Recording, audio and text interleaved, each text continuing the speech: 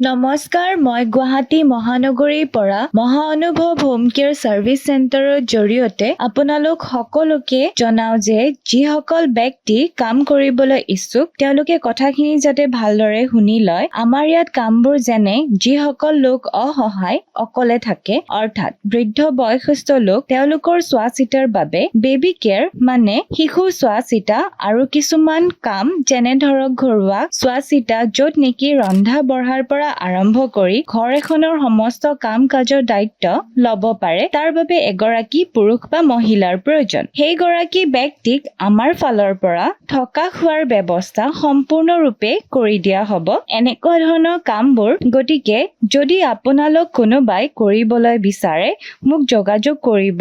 যোগাযোগৰ বাবে ফোন নম্বৰটো মই ভিডিঅ'টো স্ক্ৰীনত দি দিছো। মোক কন্টেক্ট কৰি ল'ব। শেষত আপোনালোকে ভিডিঅ'টো সকলোৱে যাতে শ্বেয়াৰ আৰু ফলো কৰি দিয়ে। ধন্যবাদ।